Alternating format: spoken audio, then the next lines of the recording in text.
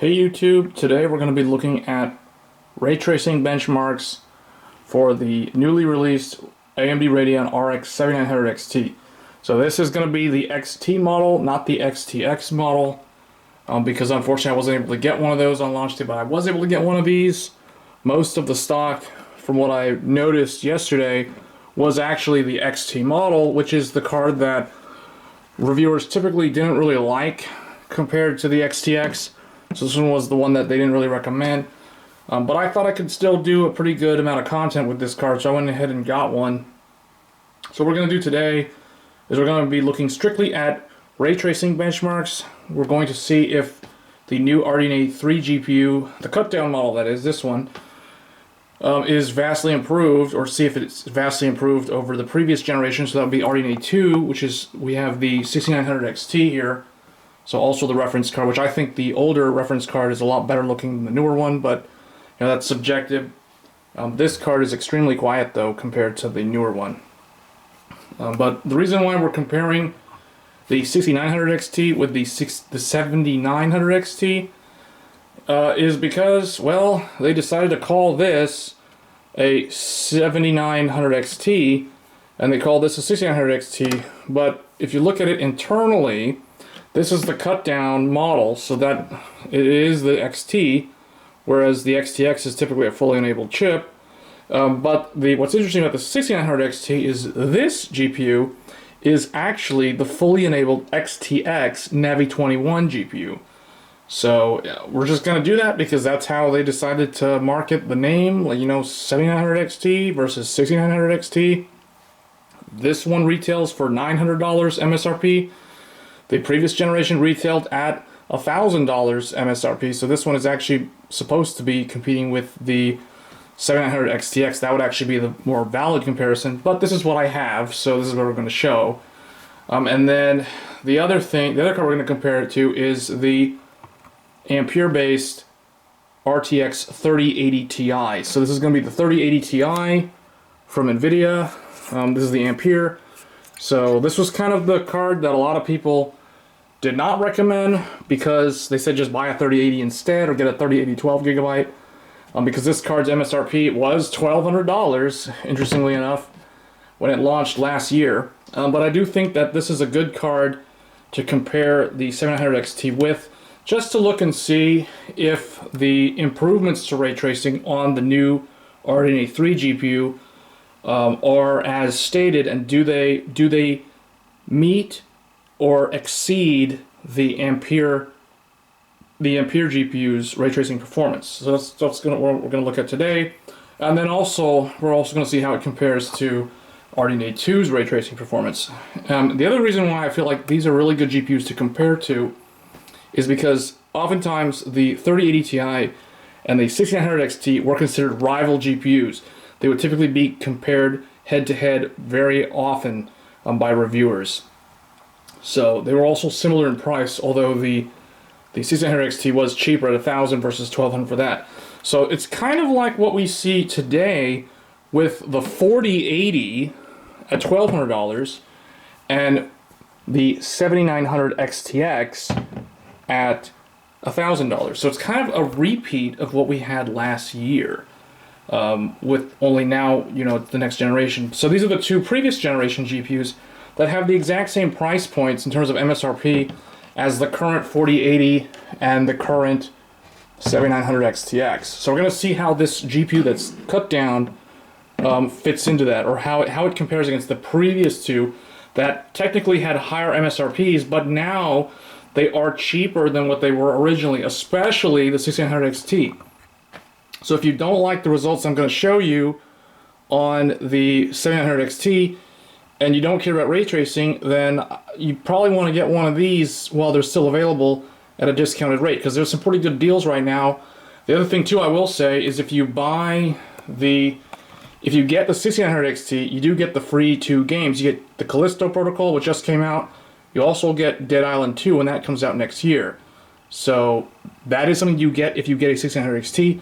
You will not get that if you purchase the newer 700 XT. It does not have that same buying incentive. So, however, if you do care about ray tracing, You're going to want to pay attention to these videos, and then you're probably going to probably go with this over that. So that's kind of a spoiler alert, but let's go ahead and get on into the benchmarks.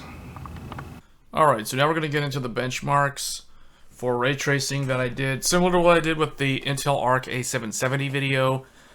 Without further ado, let's get right into it. So, the 7900 XT from AMD, this GPU is 84 CUs, so it is slightly cut down from the full XTX model, but for some reason, they are using the 7900 numbering for the XT, whereas on the previous generation, the 6900 XT was actually an XTX CPU or GPU, meaning it was a fully enabled GPU die compared to the 6800 XT. So in my mind, the branding on this GPU is a little bit strange.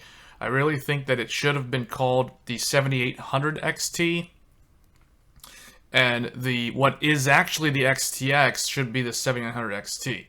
But the only people that would really know that are those who have been following AMD's nomenclature internally, how they name their GPUs from a design standpoint. They've been doing this for years, basically since the days of ATI. So you can see here on the screen, it's a 2 gigahertz game clock. Typically, it runs realistically more at like 2.2 is what I've observed as the average. And then it can get to like 2.5. I've even seen the reference card that I have momentarily get up to almost 3 gigahertz, like 2.9 was the highest I've seen it do on its own. But it doesn't really sustain that clock for very long. So 20 gigabytes of GDDR5 memory. This is going to be very future-proof, especially if you're going to stay with 1440p as your resolution of choice. It does have the DisplayPort 2.1, just like on the XTX model. So both the DisplayPorts and the USB-C port on this reference card support DisplayPort 2.1. And then it does have AV1 encode and decode. So the encode portion of that is new. The RDNA 2 GPUs did have the ability to decode AV1 streams. And then the total board power is 300 watts. So for the test setup, we're working with a Ryzen 9 7950X. So previously, I was testing this with the Intel i9 13900K. But people that were watching the live stream did mention that Smart Access Memory, which is AMD's implementation of resizable bar, does potentially yield more performance as opposed to using it with Intel. So I decided to test it with the Ryzen 7950X. So that's what we're going to be benchmarking it with today. You can see here, these are the system specs. So the motherboard is the X670E Aorus Master from Gigabyte. We're testing with 64 gigabytes of G.Skill Ripjaws S5. That's 5600 megahertz RAM. It's DDR5 memory. And then the power supply is the new MSI Meg AI 1300 watt. So this is the power supply that I recently did an unboxing and an install video.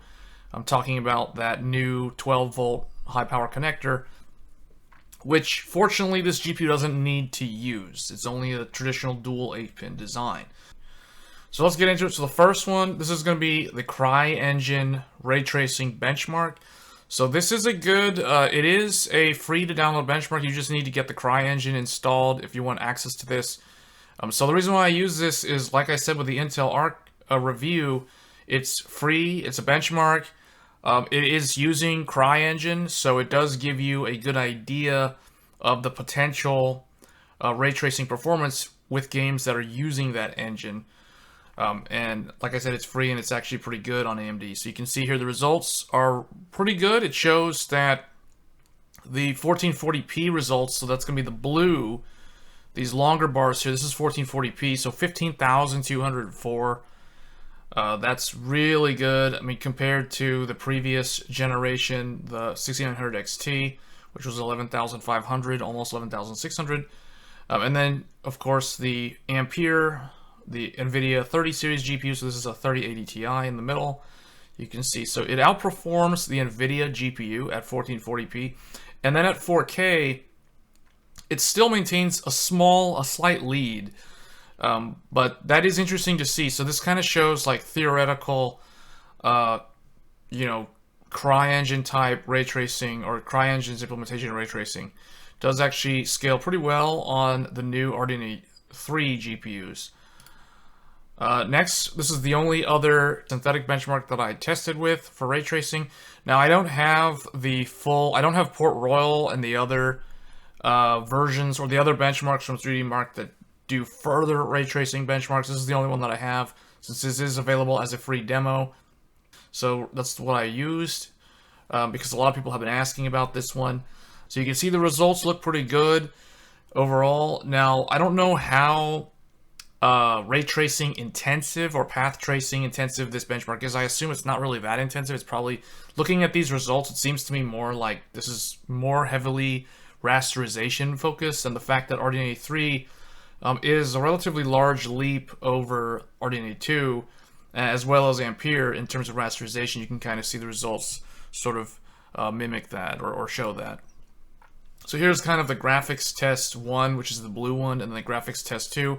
For those that are not familiar with the benchmark, but essentially what it does is it does 2 different graphics tests, and then it does a CPU test afterwards to check for CPU bottlenecks. So since we are focused on the graphics card, we're going to kind of ignore the CPU test, but this is kind of showing the second test. The orange one is more intensive, more rasterization intensive. I don't know if it's more ray tracing intensive, but these are the results. So pretty good results. It's kind of expected comparing it to last generation parts.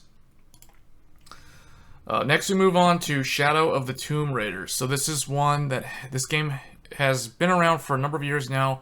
It's not super old. It is still the latest Tomb Raider game. It was the 3rd one in the trilogy. It's sort of like the reboot trilogy. That's kind of how I think of it in my mind.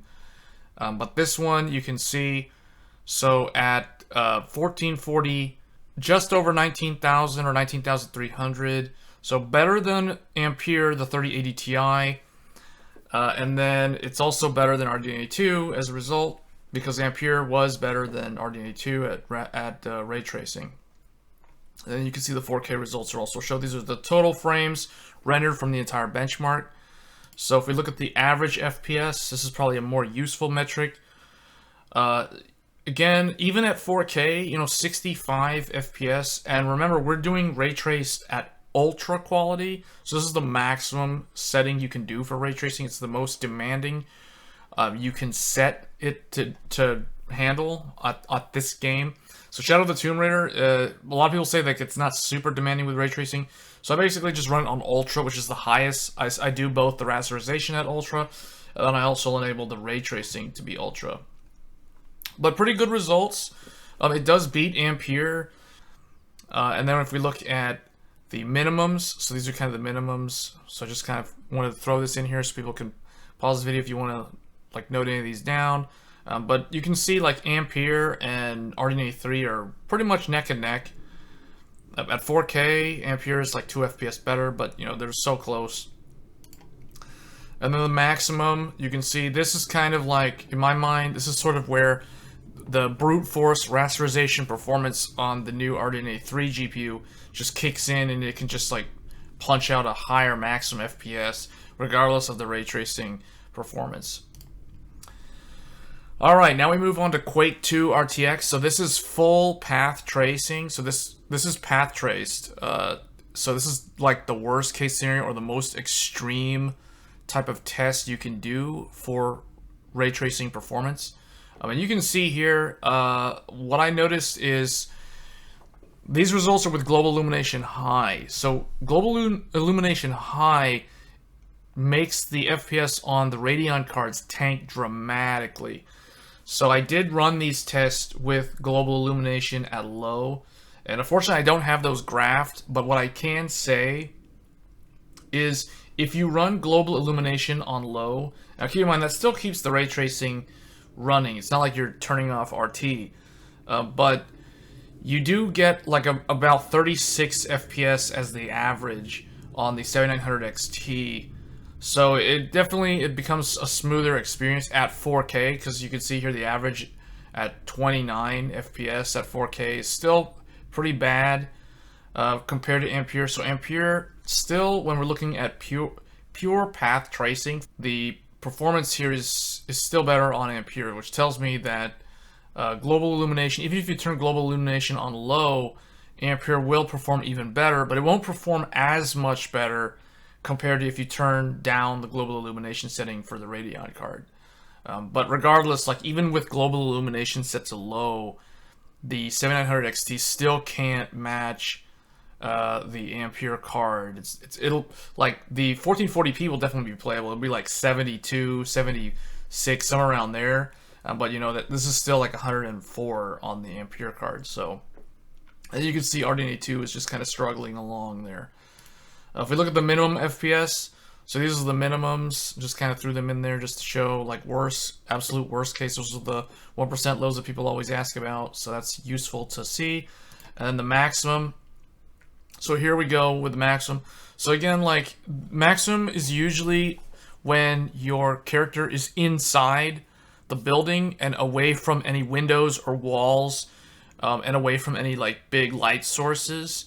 So it's kind of best case scenario. So you don't really see these numbers that often on any of the GPUs. But the minimum, or if we go back to the average, you can see that the RTX 3080 Ti doesn't actually change much. Like the maximum is 107 at 1440, and it's 58 at 4K. But if you go back to the average, it's like 51, 4K, and 104. So it's like it doesn't really change much from its maximum to average, which is interesting. So it's very confined. I would say like 3080 Ti's, or its ray tracing performance in this path traced game is very narrow, or it's very predictable. Whereas if you look at the AMD cards, they kind of move around a lot. Like if you notice the minimum and the maximum on the AMD, especially the RDNA 3 card, so the 7900 XT, it jumps around a lot. So that's really interesting to see. I did test this with automatic selection for the renderer, or the API renderer, and with AMD and NVIDIA, they don't really change that much, so I just kind of left it on auto. I did try manually selecting the different APIs, and what I noticed is that the better one was the one that was the auto select, so you didn't really have to change it, whereas with Intel, we found out later that you actually have to manually select the API that renders better for Intel, for the RT. So that was interesting. So now we move on to Resident Evil Village. So this is Capcom's RE engine. So the RE engine is also very well optimized for ray tracing, surprisingly, although I will say that it's probably not as intensive as most other ray traced titles. It's definitely easier to render, or it's less path tracing intensive compared to Quake 2, which that is like full path tracing, whereas this is probably very minimal. But you can see the results are still really good. So this is, I basically set everything to the maximum. I turned all the ray tracing features on, and these are the results. So you can see the average. So the RDNA 2, so the 6900 XT and the 3080 Ti are relatively close to each other at 4K. Whereas at 4K, the 7900 XT is quite a bit better. You can see like about 30%, and then the 1440p results, all three of them are well over 100 FPS, or even over 120 FPS. So that's really nice to see. The minimum, so the minimums on them are also kind of consistent with the averages. I did notice that the Ampere card does fall off a little bit more for minimum in this one, which is very interesting. But this game, the RE engine does run really, really well on Radeon hardware. This has been a thing basically since Resident Evil 2 Remake, Devil May Cry 5, all of them basically. And then like if you look at like Monster Hunter World with the DX12 rendering, this is also, I should add, this is like DX12. It does render really, really well with Radeon cards, so this is probably like a better case example for Radeon with ray tracing features enabled. So maximum, so nothing too special here. You can kind of see like the new 700 XT is very, very fast. You know, it's 225 maximum. Next, we look at Far Cry 6. So this game is unique because the ray tracing features are just literally taken from the playbook for Microsoft, so it's all DXR-based ray tracing. So it is a good use case, or I guess a good showcasing for the DirectX 12 and DXR, or I guess the ray trace shadows and reflections from DXR's API. So you can see here the 7900 XT does the best. But again, what's interesting here is, like I said, the DXR, this is a really good example of where AMD, with the right software optimizations, it can perform pretty well in ray tracing. So you can see even the 6900 XT at 1440p, it actually wins against the 3080 Ti, at least in the score. And these two GPUs are relatively evenly matched when it comes to rasterization. Now, I will say that I think that, if I remember correctly, the 6900 XT is a little bit faster. It's more closer to the 3090, but it kind of depends on the game. So I think they kind of even out. So these two GPUs, both the 3080 Ti from NVIDIA and the 6900 XT from AMD, they're both relatively even. So this is kind of an interesting one to see that the AMD card actually wins in ray tracing, at least at the lower resolution. But at the higher resolution, then Ampere does move ahead. But regardless of those two, like the new spotlight on the new RDNA 3 GPU, so 7900 XT puts some really impressive numbers here, just beating out both of them like by a pretty good margin at both resolutions. If we look at the average FPS, you can see at 4K, the 7900 XT is outputting 89 FPS, and then 123 at 1440p. So people are probably going to ask why there are no 1080p results. Well, because I don't think that if you have a 1080p monitor, you really shouldn't buy this GPU. In fact, you shouldn't have any of the GPUs that are shown on the screen. These GPUs, in my mind, are perfect for 1440p.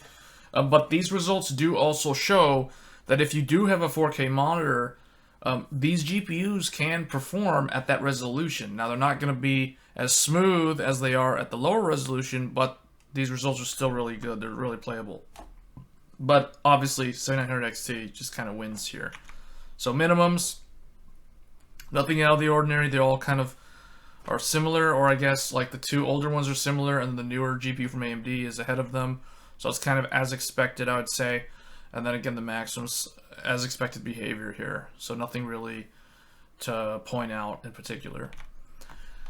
So overall, these are the average FPS results from all of the games tested. So you can see ray tracing results on the RDNA 3 7900 XT is basically, in my mind, it's just looking at this, it's more like a 3090 Ti almost. But it depends on the game, because like when we looked at Quake 2, for example, that is worst case scenario. That is like full path tracing. So that's almost like 100% ray trace performance there. And the RDNA 3 GPU really struggled there. So I don't know if there are potential ways to optimize the path so that path tracing can improve through the driver. That'll be interesting to see as this GPU and its drivers mature over the next couple of years, where they can eke out potential more performance. But overall, I would say I'm pretty satisfied with these results. Now, I'm not somebody who puts a lot of stake into ray tracing. I don't really play a lot of games that feature ray tracing, and that's why what I have here, what I'm showing you guys, is basically from my own Steam library. I don't have a lot of other titles that feature ray tracing, so this is kind of what I've got. But it does show you that RDNA 3 is a worthy choice for ray tracing performance. The 4080 is going to be better, but I do think that if you're someone who, like me, who doesn't really pay too much attention to ray tracing, but it's nice to have, I guess. It's not like the Ampere results from the NVIDIA 3080 Ti were bad by any means, and the fact that this card overall beats it in ray tracing and rasterization, although it is kind of dependent on the game, it is still a win for AMD in my book. So yeah, I'd be fine with one of these if I was upgrading from something older than what's shown on the screen here. So if we look at the minimums, you can see even with the minimums, it looks to me like RDNA 3 is basically like Ampere when it comes to ray tracing performance, if not slightly better or slightly worse depending on the title. But here, from the titles that I have shown, it's actually better. So that's really nice to see. So I guess the conclusion is, who is the 7900 XT for? Because I think that if you watched most of the launch day reviews, almost every big reviewer on YouTube, they were all recommending the XTX. Basically, like the message was either get that or save $100 for that to get that over this card. But what I would say is this card makes sense to me for anybody on older AMD GPUs, like, for example, the 5700 XT. That card was from July 7th of 2019, so it is about, like 3.5 years old now, so it is getting a little bit long in the tooth. And if you're somebody who was interested in ray tracing but didn't really care too much about it, you can rest assured that the 700 XT does perform pretty well compared to the previous RDNA 2 GPUs. So if you basically skipped RDNA 2 due to supply shortages, the pandemic, the scalpers, bots, all that stuff. Now, granted, we are dealing with a similar scenario right now at launch, but I don't know if the scarcity of these GPUs will last after the next couple of months or so. So, if you can get one of these, then I think this is a good choice if you're on like a 5700 XT. Same deal with the Radeon 7. So the Radeon 7 was like from February of 2019, so that GPU is almost 4 years old now, and that one did have 16 gigabytes of HBM2, so it did have a lot of memory for the time, so it was typically paired up with 1440p. I do think that GPU, or anybody who still has one of those GPUs, this would be a worthy upgrade to that GPU. This one gives you ray tracing, 20 gigabytes of memory, so it is still giving you a bump in terms of the memory amount. And then I think, like, if you're still going to stick with 1440p, this GPU is an excellent choice. If you're going to 4K, then it kind of depends on the game library. It can do 4K, as shown here, with ray tracing. If you don't use ray tracing, then it'll just do even better. So it kind of makes sense regardless in that scenario. For anybody on Vega 64 or the R9 Fury or any legacy AMD GPU, or anything older or weaker than a Vega 64 even, this would be an excellent choice. However, I do think the typical buyer of something like an RX 580 or an RX 480 or any of those older GPUs, like, this is probably outside the typical price point for those users. So I do think, but anybody who bought like a flagship like Radeon 7, Vega 64, this definitely makes sense for an upgrade. It's a really good upgrade for any of those GPUs. And then if you currently have an NVIDIA GPU, this is where it gets a little bit more interesting. You kind of fed up with NVIDIA in this regard. Like, I would say, like, if you have a 1080 Ti and you're finally thinking about upgrading and you skipped the 20 series because that was very lackluster, and then you skipped 30 series because you couldn't buy one because they were too overpriced and hard to find because you were dealing with bots and scalpers for basically the last 2 years. But now you're finally starting to think about upgrading, regardless of whether you're thinking about going to a 4K monitor or you're on a 1440p monitor or you just bought a 1440p monitor. I do think that this would be a decent upgrade from a 1080 Ti, especially if you're on a 1440p monitor. If you're on anything older, then this definitely makes sense. And if you're on RTX 20 series, this does also make sense because this is vastly superior to the 20 series in terms of ray tracing performance, in terms of the memory that you're getting, like 20 gigabytes of memory on this GPU. If you bought a 2080 Ti back in the day and paid $1,200 for that, because that's the MSRP of that card, typically for the Founders Edition, this would be a good upgrade to that. And then the last one I put here, gamers who just upgraded to 1440p. So I just kind of touched on this earlier. But if you're on a 1440p monitor and you don't want to buy a new monitor, or you have no interest in 4K at all, then the 7900 XT makes a whole lot of sense. I've tested it at both 1440 and 4K. We looked at those results at ray tracing, but I have also looked at rasterization, and I can tell you, like, from my own experience, this is like a perfect GPU for 1440p. The 20 gigabytes of memory is never going to limit you in any way at that resolution, at least not for the next several years. So with that said, I'm going to go ahead and get on out of here. I hope you guys found this ray tracing review insightful for the 7900 XT for those that were interested in it, because I know there's not a whole lot of media coverage on this particular graphics card. So I thought I would do this one since I was able to snag one from Micro Center on launch day. So with that, I'm going to go ahead and get on out of here. And once again, I thank everybody for watching. And if you like this video, please leave a like. It does motivate me to make more of these type of videos. And I will catch you guys in the next one.